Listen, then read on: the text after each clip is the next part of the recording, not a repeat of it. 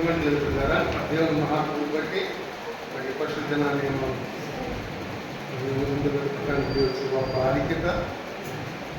నిన్నటి వరకు నేను ఏదో కీర్తన 19వ కీర్తన ప్రిపేర్ అయ్యానండి. కానీ జరిగింది ఏంటంటే ఎందుకో చెప్పాలనిపించలేదు. ఎందుకు చెప్పాలో నాకు అర్థం అవ్వదు. ఏంటి నేనే ఎంత కష్టపడ్డాను, ప్రిపేర్ అయ్యాను, ఇదేంటి మనసేమో చెప్పొద్దు చెప్పలేదని అంటున్నారు అనుకున్నప్పుడు. అంటే తెలుగులో కదా మనం మనుషులు చాలా తెలుగులో ఉన్నాం, అవునా కదా. ఆలోచించి ఈరోజు వచ్చిన వాళ్ళందరితో సాక్ష్యం చెప్పించేద్దాం అనుకున్నాను. ఈరోజు వచ్చిన వాళ్ళందరితో సాక్ష్యాలు చెప్పించేద్దాం. చక్కగా టైం పాస్ అయిపోతున్నట్టు అందరూ సాక్ష్యం చెబుతారు కాబట్టి నేను ఆమెను వచ్చాను అనుకుంటే నా సోదరు వాయిస్ వినపడుతుంది అనుకుంటే నా స్నేహితుడు ఫోన్ చేసి ఎలా బాబాయ్ ఎన్నో ఫోన్ చేసి బాబాయ్ ఇవాళ ఫాదర్స్ డే కదా ఏం చెప్తున్నావు చూడండి నా పరిస్థితి. నాకేమో ఫాదర్స్ డే అనేది జ్ఞాపకం లేదు. నేను ఆ ఉద్యోగంలో దిగులాగా 7 గంటలు చదివి రద్దీ ఒక రకంగా what call no time to think and spare. అలా అనుకున్నప్పుడు వాడు ఎప్పుడో ఫోన్ చేశారు. నా మనసులో అలజడి ప్రారంభం. అప్పటికప్పుడు కూర్చొని పోవా మీరే నన్ను నడిపించినాయని చెప్పి అప్పటికప్పుడు నేను వాక్యాన్ని ప్రిపేర్ సిద్ధపడడం అనేది జరిగింది. అందువల్ల నేను రావడం కూడా 5 నిమిషాలు 11కి వచ్చాను. ఎందుకు చెప్తానంటే ఈరోజు పుట్టుక దినోత్సవం అనగానే చాలా వరకు ఈ దినాల్లో క్రైస్తవ కుటుంబాలకు వ్యత్యాసము లేనటువంటి జీవితాలు జీవిస్తున్నారు. అందుకనే ఎఫెసీయులకు రాసిన పత్రిక 6వ అధ్యాయం 4లో చూస్తే తండ్రులారా మీ పిల్లలకు కోపము రేపక ప్రభువు యొక్క శిక్షణలో బాధలను వారిని పెట్టాలి. ఇది చదవడం చాలా తేలిగ్గానంటే ప్రాక్టికల్ ఇట్స్ వెరీ డిఫికల్ట్, అవునా కదా. తల్లిదండ్రులుగా బిడ్డలు పెంచడం అంటే ఒక వయసు చిన్నప్పుడు దాకా గాఢంగా పెంచుతాం. ఒక వయసు వచ్చిన తర్వాత పిల్లలు ఏం చేస్తారు, ఎదురు తిరుగుతారు. ఎలా అంటారంటే నీ చదువు ఎంత, నువ్వెంత, నీ బ్రతికెంత, మా ముందంటారు, అవునా కదా. ఈ రోజుల్లో ఒక వయసు వచ్చిన తర్వాత ప్రతి బిడ్డ తన తల్లిదండ్రులను అడిగే ప్రశ్న అంటే నీకేమొచ్చింది డాడీ, నీకేమొచ్చింది, మాకున్నంత నాలెడ్జ్ మీకు ఉందా అన్నప్పుడు తల్లిదండ్రులు కోపం వస్తున్నా. అమ్మాయిని గట్టి తీసుకుంది అనుకోండి, కానీ తండ్రి ఏం చేస్తాడు, ముసి నవ్వుకున్నాడు. ఎందుకంటే తల్లిదండ్రులు ఎప్పుడు బిడ్డలు వారికంటే ఉన్నత స్థితిలో ఉండాలని ఆశపడతారు. దాని కొరకు ఇద్దరు ఆరాధన అవుతారు. దాని కొరకు అనేక రకాలుగా మరి శారీరకంగా మానసికంగా ఎన్ని ఇబ్బందులు వచ్చినా కూడా వాటిని ఎదురుస్తూ వారి యొక్క ఆలోచన యావత్తు బిడ్డల మీద కేంద్రీకృతమై ఉంటుంది. కాబట్టి చాలా వరకు అందరూ ఏమనుకుంటారంటే మరి పితృదినోత్సవం కాదని తల్లికి ఉన్నటువంటి ఆధిక్యత తండ్రికి లేదంటారు. ఎందుకంటే 9 ఏళ్ళు మోసి సంకరెత్తుకొని పాలిచ్చి పెంచింది కాబట్టి తల్లికున్నంత ప్రేమ తల్లి పొందాలి. కానీ ఆ తల్లి ఆ బిడ్డను పెంచాలంటే భర్తగా ఒక తండ్రిగా అతను తోడ్పాటు లేకపోతే సాధ్యమా? దినాలు అనేక మంది పిల్లలు మనం గమనిస్తున్నాం. పిల్లలకు కనేసి ఆర్ఫనేజ్లో వదిలేసి వెళ్ళిపోతున్నారు, అవునా. అదే ఆ కన్న పిల్లగాక తండ్రి సరైన వ్యక్తి అయితే అలా ఉంటాడా? కాబట్టి తల్లికి ఎంత ప్రాముఖ్యత ఉన్నదో తండ్రికి అంతకంటే ఎక్కువ ప్రాముఖ్యత ఉన్నట్లుగా మనం చూడగలుగుతాం. కాబట్టి తల్లి ప్రభావం బిడ్డ మీద వచ్చాం, కానీ తండ్రి ప్రభావం కనబడలేదు. నా జీవితంలో నేను చాలాసార్లు ఆలోచిస్తే చాలా ఆశ్చర్యపోతుంటాను. నాకు 2 అక్కలు 2 చెల్లెళ్ళు మధ్యలో లేదు. నా పరిస్థితి ఏంటంటే ఆడుకుంటాకేమో పెద్ద అక్క చిన్న అక్క. నా చిన్న చెల్లి చూస్తే మా పెద్ద చెల్లి అమెరికా ఉంటుంది, మౌనంగా ఉండదు, అసలు మాట్లాడు అరగంట మాట్లాడినాను. తర్వాత చెల్లి చూస్తే నా మీద దగ్గర 10 సంవత్సరాలు వచ్చేస్తాం, మరీ చిన్న. ఇలాంటి 2 మధ్యలో నేను పెరిగాను. కాబట్టి నా తల్లిదండ్రులు నన్ను ఏం చేశారంటే మరి ఇద్దరికి నువ్వు వెళ్ళడం చాలా కోపం వచ్చేది. అక్కడున్నాడు కదా, ఆడ పంపించవచ్చు కదా, ఈయన పంపు నన్నే పంపుతాడు. పెద్దానికి మార్కెట్కి వెళ్ళాలని నేను వెళ్ళాలి, కూరగాయలకి వెళ్ళాలని నేను వెళ్ళాలి, చేపల మార్కెట్కి వెళ్ళాలని నేను వెళ్ళాలి. తీసుకొచ్చిన తర్వాత అంటారా ఇది సరిగ్గా లేదు, అది సరిగ్గా లేదు అంటారు అనుకున్నారు. కానీ తల్లిదండ్రులు కుమారుడు బాధ్యతలుగా పెరగాలని ఆడబిడ్డను ఒక ఇంటికి ఇచ్చేస్తారు. కాబట్టి అయ్యో అక్కడ ఎలా బతికిద్ది అనేటువంటి ఆలోచన ఉంటుంది తప్ప తండ్రికి. తన కుమారుడి విషయంలో తను ఇప్పుడు దిగులు చెందదు. ఎందుకంటే కుమారుడు ఇప్పుడు ఎక్కడ ఉన్నాడంటే తండ్రి దగ్గర ఉంటాడు కాబట్టి తండ్రికి ఒక ధీమా. కుమార్తె వివాహం అయిపోయిన తర్వాత ఆ కుమార్తె తన దగ్గర ఉంది కాబట్టి ఒక రకమైన ప్రేమ, ఒక రకమైన అనురాగం, ఒక రకమైన అనుమానం, దిగులు. కాబట్టి ఇక్కడ ఈ తల్లిదండ్రులను గమనించిన తండ్రిగా కుమారులైన కుమార్తెను ఒక రకంగా ప్రేమిస్తారండి. అంటే ఇంట్లో ఉంటాడు కాబట్టి కుమారుడు ప్రేమ ఎక్కువ, బయటికి వెళ్ళిపోతే కుమార్తె అంటే ప్రేమ. ఇప్పుడు కూడా చాలా మంది నేను గమనిస్తున్నా, మరి కుమార్తె ఫోన్ చేయలేదు అనుకోండి, తల్లిదండ్రులు అయిపోతారు, పుట్టిన తండ్రి అల్లాడిపోతాడు. తల్లి కనపడతారు, నేను ఒకప్పుడు కుమార్తెనే, ఇప్పుడు మా భార్యని నేను జీవించట్లేదా అమ్మమ్మ లేకపోయినా అనుకుంటుంది. కానీ ఆ తండ్రి తన బిడ్డలు ఒకసారి ఫోన్ చేసుకుంటే సంతోషం 1000 రూపాయలు కాదు, 1 కోటి రూపాయలు ఇచ్చిన దానికి. కాబట్టి ఒక తండ్రిగా నీ యొక్క దేవుడిచ్చిన బిడ్డలను ఏ రకంగా పెంచావు? ఇదేనా ఒక క్రైస్తవులుగా మనం పరిశీలించుకుని కోపము రేపక, అంటే వాదాలు లేకుండా దేవుని యొక్క శిక్షణలో, అంటే యేసుక్రీస్తుని నమ్మిన మనము మనకి దేవుడు ఇచ్చాడు వాగ్దానాలు. ఎన్ని వాగ్దానాలు ఇచ్చాడు? నేను మా ప్రిన్సిపాల్ గారు టీఎంఎస్ గారు పదాజ్ఞ అని చెప్పి ఆయన ఒక కాలేజీ సంబంధించి ఇచ్చారు. కానీ మన యేసుప్రభు వారు మరి పరిశుద్ధ గ్రంథాలు చూస్తే యేసుప్రభు వారు ఎన్ని ఇచ్చారు? 2. ఒకటి దేవుని నిన్ను వలే. ఈ 2 ఎప్పుడైనా మనం పెట్టక నేర్పావా? ఇప్పటికప్పుడు కథతో నువ్వు దోసుకురా, నువ్వు వెనకాలేసుకుంటున్నావా? లేకపోతే వాక్యానుసారమైన జీవితం అంటే పరిశుద్ధ గ్రంథం సంకరించమని ఊరంతా పెరగమని ఊరేగించమని చెప్పలేదు. కానీ దేవుని యొక్క వాక్యాన్ని నీ బిడ్డల హృదయంలో నువ్వు మర్చుకునేటట్టు చేయాలి. నా బిడ్డలకు నేను కూడా చెప్పాను, ఏ ఆటలు వచ్చినప్పుడు ఇక్కడ చర్చికి వచ్చినా రాకపోయినా ఎక్కడో చోట సంఘానికి వెళ్ళండి, లేదా మౌనంగా వ్యవస్థను బట్టి మీరు ప్రార్థన చేసుకోండి. ఎందుకంటే నేను సమాజంలో చెప్పేటువంటి వారు తక్కువ గుణం. ఒక తండ్రిగా నీవు ఏ రకంగా నీ బిడ్డలను పెంచావు, ఒక తల్లిగా నీ బిడ్డలు నీవు ఏ రకంగా సంరక్షణ పెంచావు దేవుడు ప్రశ్నిస్తాడు. గర్భరిస్తారని దేవుడు ప్రశ్నిస్తాడు. చాలాసార్లు ఏమిటంటే అడ్డాలప్పుడు బిడ్డలు కానీ గడ్డాలప్పుడు బిడ్డలు అంటారు కదా, తప్పించుకునే పనులు. వాళ్ళు అడ్డాలు వచ్చినా గడ్డాలు వచ్చినా నీకు వయసుకి నువ్వు వృద్ధాప్యంలోకి వచ్చి వాళ్ళు వృద్ధాప్యంలో పెన్షన్ తీసుకునే వయసు వచ్చినా నీ బిడ్డలు నీ బిడ్డలే. కాబట్టి తల్లిదండ్రులుగా తండ్రిగా నీకు ఇచ్చినటువంటి బిడ్డలు ఏ రకంగా పెంచుతున్నావు?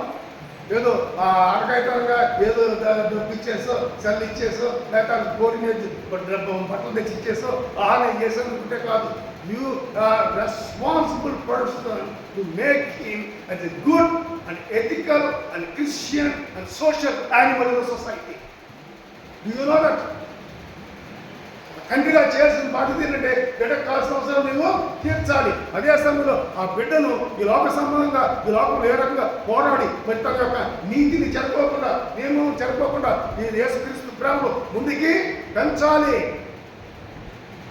కోట్లు ఇచ్చి నేనేం పడలా, నేను చచ్చిపోయినా నా కొడుకు నేను బాగా చదివించాను, కోట్లు ఇచ్చాను, ఆడి కుటుంబం బాగా బతుకుతుంటే తరాలు ఉండవు. ఎప్పుడైనా క్రైస్తవ మరి బిడ్డగా మరి క్రీస్తునేటువంటి మరి ఒక తండ్రిగా నీ బిడ్డలను ఏ రకంగా పెంచావు? తల్లి కూడా ఇది ఏర్పడుతుందండి.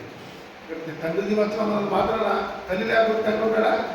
తల్లిదండ్రులు ఉంటేనే బిడ్డలు ఉంటారు. కాబట్టి నీ బిడ్డలను ఏ రకంగా పెంచావు? గాలి వదిలేసావా? ఒకసారి మరి ఆలోచించండి. ఎందుకంటే దేవుని యొక్క వాక్యం ఉంది, మీ పిల్లల కోపము ఒక ప్రభు యొక్క శిక్షణలో బాధులను వారిని, అంటే పరిశుద్ధ గ్రంథాన్ని పట్టుకొని బైబిల్ ట్రైనింగ్ చెప్పాం కదా. ఈ లోక సంబంధంగా ఎటువంటి వృత్తిలో ఉన్నప్పుడు కూడా వాక్యానుసారమైనటువంటి జీవితము వారికి అవసరం. ఇందాక షార్ట్ పాడిన మనసు ఎంత ఆనందపడింది. ఎందుకంటే ఆ పాటలో ఉన్నటువంటి అర్థం, మనసు లేని మనిషి కోసం దేవుడు ఈ లోకానికి నిజమే కదా. మన అవసరం ఉంటే దేవుని అడుగుతాం తప్ప అవసరం లేదు దేవుని అడుగుతామా? మన బ్యాంక్ బ్యాలెన్స్ కోపం అనుకోండి, మనకి ఎవరు గుర్తొస్తారు? ఇంట్లో గుర్తుతారు. కానీ అక్కడ మనసు లేని మనకు ఆయన మనకు వచ్చున్నాడు. కాబట్టి ఒక తండ్రిగా నీ బాధ్యత, పరలోకపు తండ్రి తన బిడ్డలు ఏ రకంగా చూస్తున్నాడు, ఈ లోకపు తండ్రిగా నీవు నీ బిడ్డలు ఏ రకంగా పెంచి పోషిస్తున్నావు. బిడ్డలే తల్లిదండ్రులకి కిరీటాలు అంటే వారి ఉన్న స్థితిని బట్టి ఆ 10 మంది చూసినప్పుడు ఒక వయసు అప్పుడు మీ అబ్బాయి మీ అమ్మాయి అంటారు, ఇంకో వయసు వచ్చిన తర్వాత మీరు ఫలానా తండ్రి ఫలానా అమ్మాయి తండ్రి అని ఒకసారి చెప్పాను కదా. మా అక్కగారు గుంటూరులో ఆంధ్ర బ్యాంకులో పనిచేసేవారు. ఒకసారి ఒక పెద్ద ఆయన వచ్చి అమ్మ అమ్మాయి అన్నాడు. అబ్బా సంతోషం అప్పటికప్పుడు వచ్చేసి అప్పటికప్పుడు ఆ కాదు కూర్చోబెట్టి టీ తెప్పించి అన్నీ చేసి ఆయన చేతి పనులన్నీ చేసి పంపించిందంట. తర్వాత ఫోన్ చేసి పెద్ద ఆయన వచ్చారా వచ్చి పెట్టడమ్మా అనగానే అంత సంతోషం వేసింది మరి వాళ్ళు. ఎందుకంటే తల్లిదండ్రుల స్వరూపం బిడ్డల్లో ఉంటుంది. తల్లిదండ్రులు కాలానుగుణంగా అంతరించిపోయిన తన తరాలలో ఆ యొక్క వంశావళి యొక్క చరిత్ర నిలబడుతూనే ఉంది, స్ఫూర్తి. అలాగే పరలోకపు తండ్రి యొక్క బిడ్డలుగా మనం యేసుక్రీస్తు రక్తంలో కడగబడినప్పుడు మనలో ఒకటి వస్తుంది ద రిజెంబ్లెన్స్. ఆ యొక్క రూపము మన జీవితాలలో అది ముందుకి తీసుకొని వెళ్తుంది. కాబట్టి ఈ పరిశుద్ధ గ్రంథంలో గమనించాడు. నేను ఇద్దరి గురించి మాట్లాడుకుంటున్నాను. నోవా జీవితం ఎలా ఉందంటే పాపపు లోకమంతా పాపేశ్వరంతో నిండిపోయి దేవుడంటే భయం లేని భక్తులు ఉన్నప్పుడు ఈ నోవాహుని దేవుడు ఏం చేశాడు? ఇచ్చాడంటే అన్ని వేల మంది లక్షల మంది ప్రజల మధ్యలో వీడు ఒక్కడే ఎందుకు చెడిపోలేదు? చాలాసార్లు మన అంతరాత్మ మనం ఏం చేస్తాంటే సరిదిద్దుకోం, కానీ మరి దాన్ని ఏం చేస్తాడు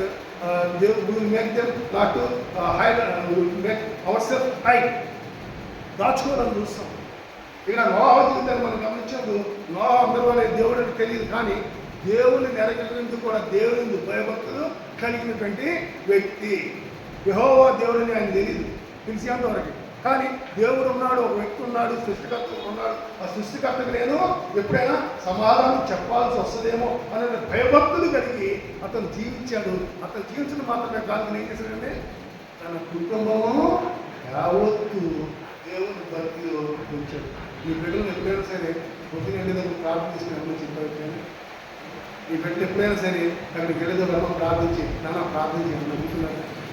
లేకపోతే వాళ్ళు దూరంగా చదువుకున్నప్పుడు ఉద్యోగం ఉన్నప్పుడు వెళ్ళే దూరంగా ఉన్నప్పుడు వాళ్ళు సాయంకాలం అవగానే వడగదిలో వెళ్ళకుంటే మరి వడగదుల మీద ప్రభావం ఈ దినం నాకు ఇచ్చిన మందులను చెప్పగలిగినటువంటి ప్రార్థన స్థితించగలిగినటువంటి మీరు పదవులు ఉన్న బిడ్డలు కన్న తల్లిదండ్రులు ఎప్పుడు ఆశ్రయించబడతారు.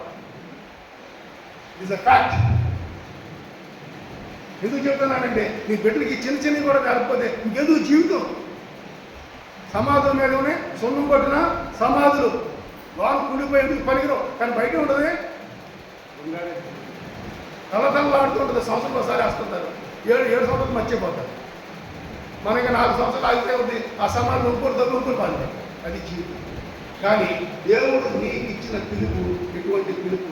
నోవాహుని పిలిచినప్పుడు దేవుడు కృపను అతను పొందాడు. తన తరములలో కృప పొందినటువంటి వాడు. అనే వాక్యాన్ని మనం గమనించినప్పుడు కలుగులు కాక సృష్టి కలిగించిన దేవుడు ఈసారి ఏం చేశాడు? నోవా టైంలో తన సృష్టినే ఏం చేస్తున్నాడు? నాశనం చేయాలనుకొని ఒక నోవాహుడు మాత్రమే తన కుటుంబాన్ని. దేవుడు చాలా నీతిమంతుడండి. ఆయన ముఖ్యుడికి వెళ్ళిపోతాడు.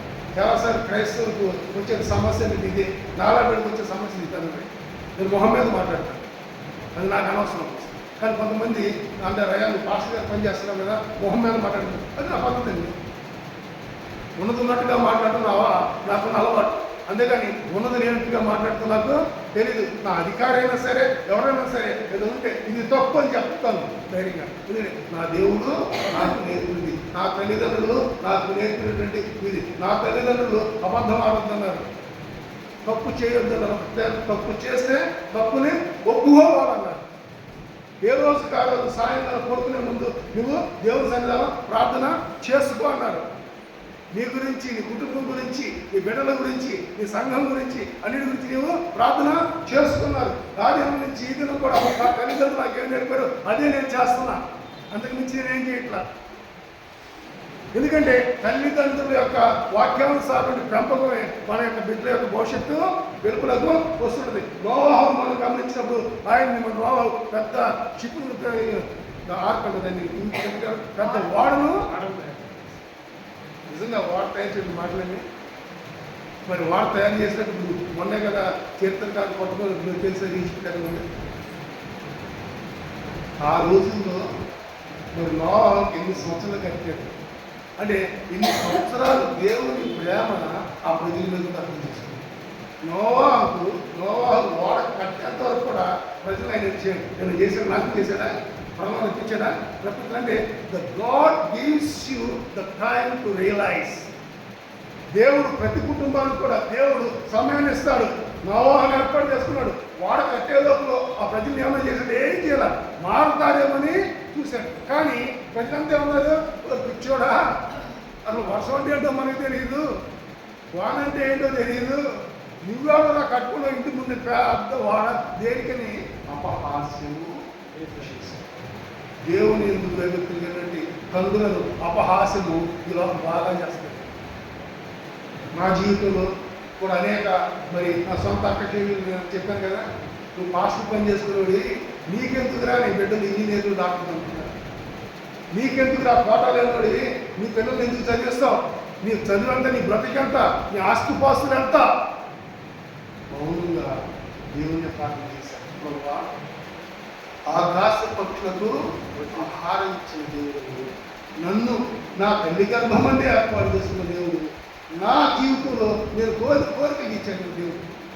చిన్నప్పటి నుంచి ప్రార్థన చేసిన ప్రభావ పెళ్ళంటూ చేసుకుంటే ఇస్తే కొడుకులు గట్టి మాట, అది పెట్టలేమైనా పర్వాలేదు, కానీ కొడుకులు మాత్రం ఇద్దరు.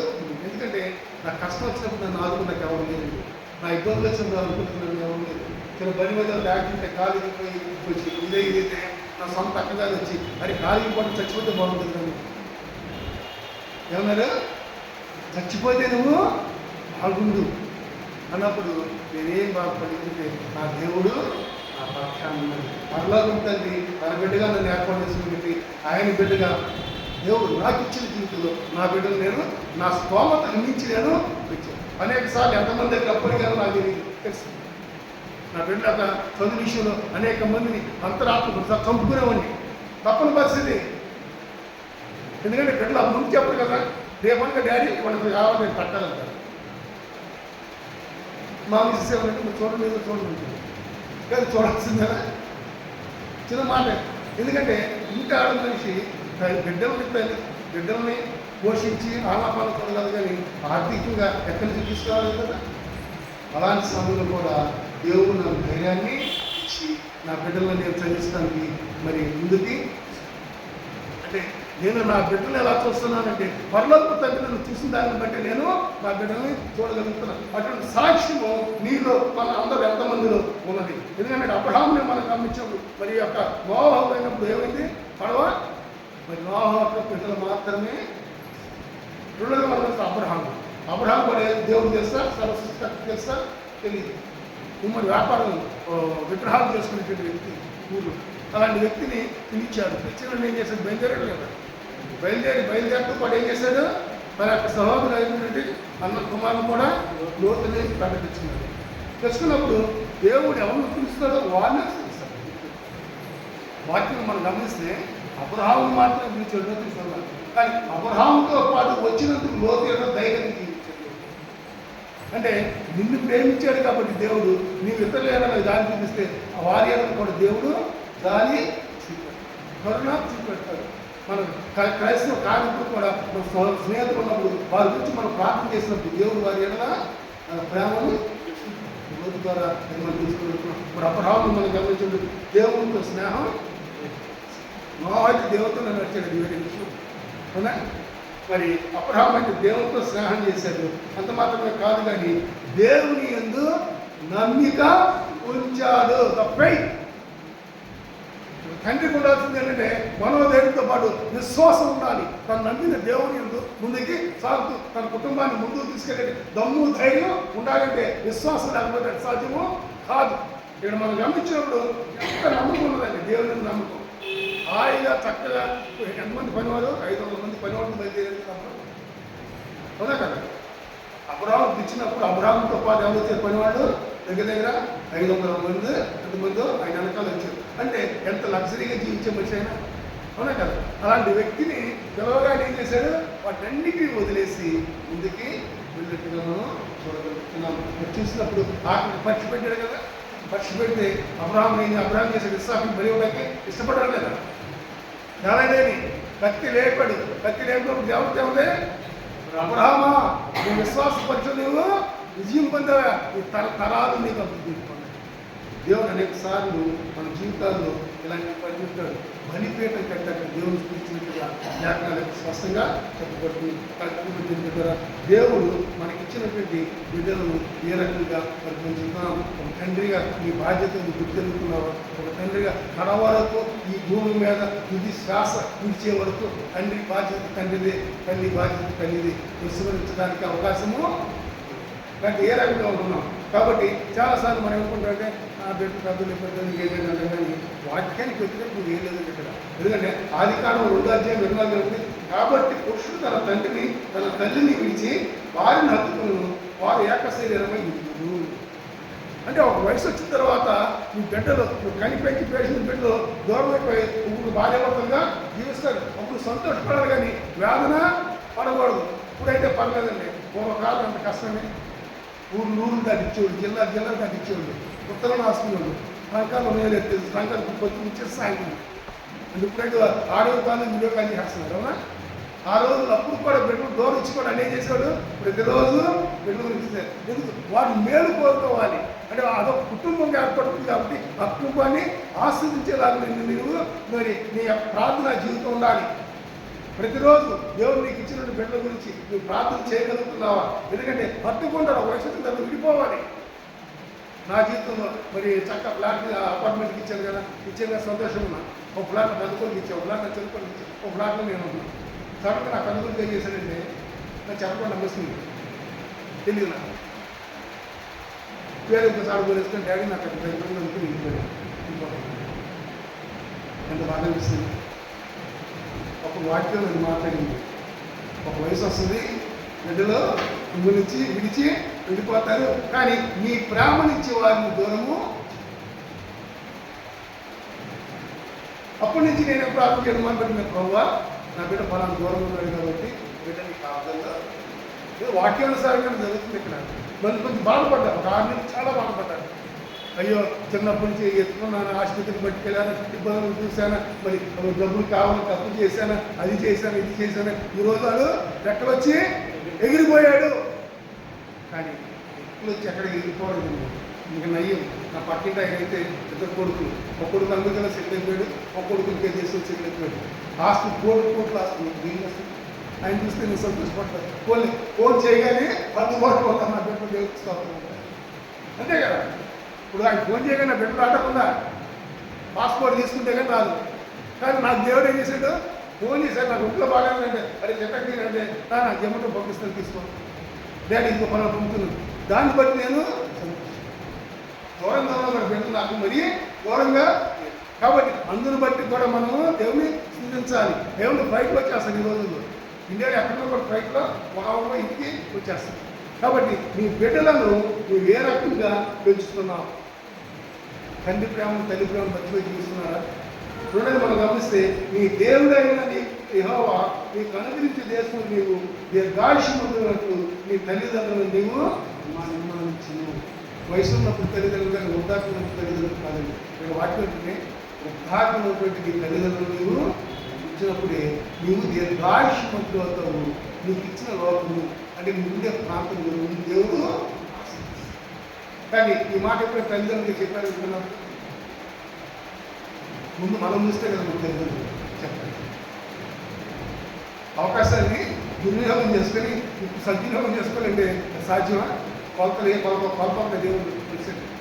తల్లిదండ్రులని వృద్ధాప్యం ఉన్నప్పుడు నువ్వు చూసినప్పుడు నీ వృద్ధాప్యం దేవుడు నీ బిడ్డలతో నిన్ను దీర్ఘాయుష్మంతుడిగా ఆయన చేస్తానంటాడు. అటువంటి ఆలోచన విధానంలో మరి తండ్రిగా చూపించగలుగుతున్నావా? ఎందుకంటే సమయంలో గమనిస్తే నా కుమారుడు నీ తండ్రి ఉపదేశాన్ని ఆలకింపు, నీ తల్లికి బోధ రోజు. కానీ దినాల్లో పిల్లలు ఈ రెండింటికి వ్యతిరేకం కదండి. అవునా? ఈ రెండింటికి వెళ్తుంది. తండ్రి ఏమో చెప్పండి వచ్చేది తల్లి అని చెప్పి బాగా నేను బిజీగా ఉన్నాను. సెల్ వచ్చింది కదా, సెల్ డెవిలా తయారైంది. సెల్ ఫోన్ వచ్చిన తర్వాత నా కొడుకు అయితే నా చిన్న కొడుకు అయితే ఈ భోజనం చేస్తున్నప్పుడు కూడా వీడియో కాల్ మాట్లాడు. నేను అడిగాను, అదే భోజనం చేసేటప్పుడు అది కొంచెం అది చెత్త పట్ల పడ్డాను. అంత అవసరమా? ఒక గుర్తు పెట్టుకోండి, ఆత్మీయులు దేవుడు ఎదగకపోతే మన పిల్లలు కూడా ఆత్మీయులు దేవుడు ఎదగకపోతే మనకు వచ్చేది వినాశమే తప్ప దేవుని ఆశీర్వాదము కాదు. అందుకని తండ్రి యొక్క ఉపదేశం వినాలి. పెద్దవాడు అనుభవాలు చెబుతూ ఉంటాడు.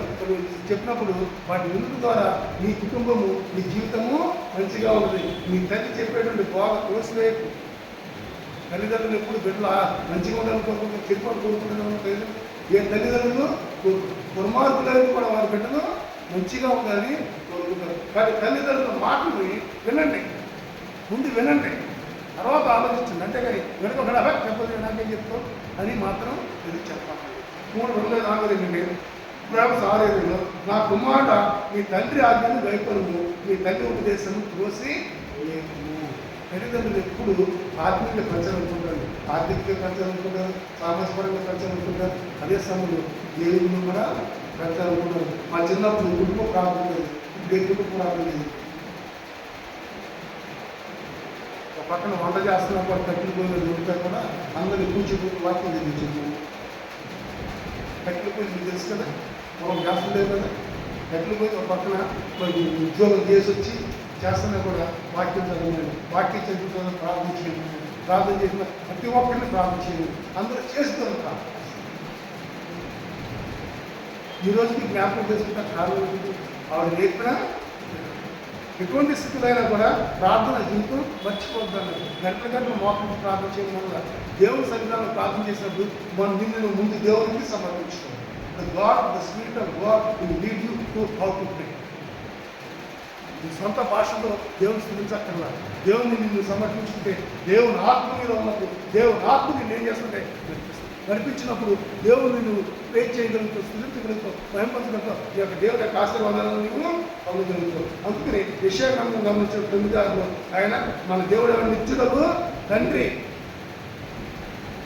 ఆయన నిత్యుడు తండ్రి అప్పుడు ఆయన బిడ్డలుగా ఆయన తండ్రి మరి ఆయన బిడ్డలుగా మనం ఏ రకంగా తండ్రి స్థానంలో ముందుకు సాగుతున్నాం. ఎవరో హ్యాపీ టు సీ. ఎందుకంటే ఇప్పుడు మన బిడ్డరా వాక్యాన్ని వినటం వేరు, ఆచరించడం వేరు, ఆచరణలో పెట్టడం వేరు. ఈ చెవుల ద్వారా ఇది గొప్ప చెవుల ద్వారా ఎంతో వదిలిపెడతాం. కానీ వాక్యానుసారంగా జీవితం అంటే అంత ఆషామాషి కాదండి. కానీ మనం ప్రాక్టీస్ చేసినప్పుడు ప్రతిదీ సాధ్యం. బంగారాన్ని మరి ఆ యొక్క ముక్కుతో రాజేసినప్పుడు బంగారం అమ్ముని కాలిపోతుంది అనుకుంటే మేలు బంగారం వస్తుందా? రాదు. అలాగే క్రైస్తవ జీవితం వాక్యంలో ఉదక స్నానం చేయాలి. ఆత్మీయతలో నువ్వు పోరాడుతున్నప్పుడు మీలో నీకు తెలియని శక్తి దేవుడు ఒక తండ్రిగా నీ బాధ్యత నీ కుటుంబం వల్ల. నేను సడన్గా నా చిన్నకున్నాడు బ్యాడ్మింటన్ మీద ఎక్కడ ఆడుతున్నా రాత్రి పడిపోయాడు. రాత్రి వచ్చి దిగి పొద్దున ఫోన్ చేశాను, వస్తామ్మా నా కాలు పెరిగిపోయింది, డాడీకి చెప్పొద్దు. అప్పటికే మా మిస్సెస్ సంతోషంగా మంచిగా ముందు చెప్పేస్తాను డాడీకి. ఏంటంటే మీ ఎప్పటి తిరుపతి ఎప్పటికి నడవకపోతున్నాడు. మరి సంతోషంగా ఉందో బాగుందన్న నేనేం చేశాను అందుకని తెలియజేయలేదు. నా కాల్చి ఫోన్ వచ్చేస్తుంది, ఒక పని చేయి అడిగాను సరే కదా నువ్వు తీసుకెళ్ళి అని చెప్పి తీసుకుని వెళ్ళిపోయాను. కానీ నా మనసు ఎక్కడ ఉంది? నా మనసు అంతా ఎక్కడ ఉంది? మా కొడుకు మీద ఉన్నది. ఎలా ఉందా ప్రార్థన చేస్తున్న పోవా పెద్ద గాయం లేకుండా చిన్న గాయంతో తగ్గించిన గాయంలో గాయమైంది. కానీ గాయం పెద్దది కాకుండా చేయతండి అని ప్రార్థన చేసిన గంట తర్వాత ఏమైనా స్వెల్లింగ్ వచ్చిందంటే 4 రోజులు రెస్ట్ తీసుకుంది. 4 రోజులు రెస్ట్ తీసుకుంటే ఆ 2 గంటలకు బంధిస్తుంది. డాక్టర్ గారు ఏమన్నారు? 4 రోజులు బెడ్ రెస్ట్ తీసుకున్నాడు. ఆ 4 గంటలు తక్కువ ఏం చేశాడు? ఆ అమ్మ బండి చిన్నబండి మా కూర్చుని మంచిగా కాలుతో పోయి ఉండదు. ఏం లేదు పని లేదు కదా. అప్పుడు కూడా సంతోషించకపోవా డాక్టర్ 4 రోజులు కానీ నువ్వు 4 గంటల్లోనే శ్వాస ఇచ్చావు. That is the love Father had towards the children. The same love God has given us as the Father. నీ బిడ్డల ఒక తండ్రిగా నువ్వెంత ఆరాటపడతావో ఆవేదన పడతావో ప్రార్థిస్తావో అంతకంటే ఎక్కువగా నీ పరలోకపు తండ్రి నీ ఎడల ఆయన చూపుతున్న ప్రేమను బట్టి నీ జీవిత లోపల ముందుకే ఎంతవరకు ఎంతమంది చేస్తున్నారు ఎందుకంటే ఈ లోకంలో తండ్రి తల్లిదండ్రులు పేరు జీవితం చాలా కష్టం. అనాథ జీవితం చాలా కష్టం. నేను కాలంలో చదివేటప్పుడు అనేక మంది అనాథాశ్రమం వెళ్ళినప్పుడు వాళ్ళు చెప్తున్నప్పుడు నా కళ ముందు వచ్చి వాళ్ళ మనసుకు మాట్లాడుకోవడానికి ఉండదు. నానేవాడు ఎవడు దేని కానీ నిన్ను నన్ను దేవుడు ఒక తల్లిదండ్రులు వచ్చేవాళ్ళు కూర్చోళ్ళు డబ్బున్నోళ్ళు డబ్బు లేని వాళ్ళు ఆ తల్లిదండ్రులకి జన్మనిచ్చారు. ఆ జన్మనిచ్చిన భాగ్యానికి మీరు బిడ్డలుగా తల్లిదండ్రులు ఈ లోపల ముందుకు సాగుతున్నారు. కానీ దేవుని వాక్యానుసారంగా ముందుకి సాగుతున్నామా దాని విషయంలో మనం పరలోక తండ్రి మరి యేసు ప్రభు వారు మత్తయి సువార్త 11:20 వచ్చింది చదువుతున్నప్పుడు యేసు ప్రభు వారు అడుగుతారు వచ్చి ఈ మరి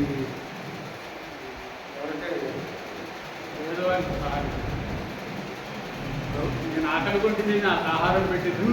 వాళ్ళంతా పెద్దలు ఉన్నారు కదా మత పెద్దలు నివాడుగా ఎన్ని చెప్పగలప్పుడు ఆయన ఏమన్నాడు పరలోకపు తండ్రి నాకు ఇచ్చాడు కాబట్టి నేను మీకు ఇస్తున్నాను అన్నాడు. పరలోకపు తండ్రి చెప్పాడు కాబట్టి అది కుమారుగా నేను చేస్తున్నాను. అలాగే ఈరోజు ఒక తండ్రిగా దేవుడు నీకు ఇచ్చిన బాధ్యతను ఏ రకంగా చేయగలుగుతున్నాం. ఆఖరిగా ఆ జీవితంలో మర్చిపోలేనటువంటి మరుపురానటువంటి చాప్టర్ ఉందంటే లోకాసు వార్త 15 లోకాసు వార్త 15 11 నుంచి 32 వచ్చారు. ఎప్పుడు నేను ప్రార్థన చేస్తాను. ఎంత ప్రేమ అంత ప్రేమ చూపెట్టగలమ్మా. నా ఆస్తి చేయమని అడిగాడు. నాకు సంపాదించాడా? కానీ తండ్రి ఏం చేశాడు? ఇచ్చాడు. ఇచ్చి తండ్రి కలుసుకుని ఉంటే ఎక్కడ మన తండ్రి అడుగుదాలోకి వెళ్ళిపోతుందని చెప్పి తండ్రికి దూరంగా ఎంత దూరం అంటే తండ్రి రాలేనంత దూరానికి విడిపోయినప్పుడు అన్ని ఉన్నాయన్నప్పుడు అంత స్నేహితులు ఉంటారు. గుర్తుపెట్టుకుని చుట్టాలు బంధువులు మన దగ్గర డబ్బు ఉందనుకోండి హోదా ఉందనుకోండి అందరూ సవాగా మనతో ఉంటారు. అదే మన దగ్గర హోదా లేదు డబ్బు లేదనుకోండి వాళ్ళు చూసుకునే మీరు సొంత సోదరే మీరెవరో నాకు తెలియదు. ఒక తల్లి కడుపులో పుట్టినట్టు బిడ్డలే మీకు నాకు సంబంధం కదా. కాబట్టి ఇప్పుడు మనం గమనిస్తే ఆ తండ్రి వాట ఇచ్చినప్పుడు వెళ్ళిపోయాడు కదా ఎంత ఆనందపడ్డాడు. కానీ ఉన్నదంతా హరించిపోయింది. మాట చదువుతున్నప్పుడు నా హృదయంలో కుంగేసేస్తుంది. పందులో పొట్టుంటే పందులు కలిసినా పిల్లు బాధిస్తుంది. అంటే లోకము చేత విసర్జించబడినటువంటి వ్యక్తిత్వంలో కూడా ఎవరికి వచ్చారు? తండ్రి గుర్తుకొచ్చారు కదా.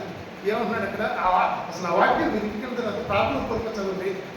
ఆత్మీయంగా మా ఆత్మీయంగా ఇంత లోతైనటువంటి ఆలోచన అక్కడ చూపెడతాడు దేవుడు.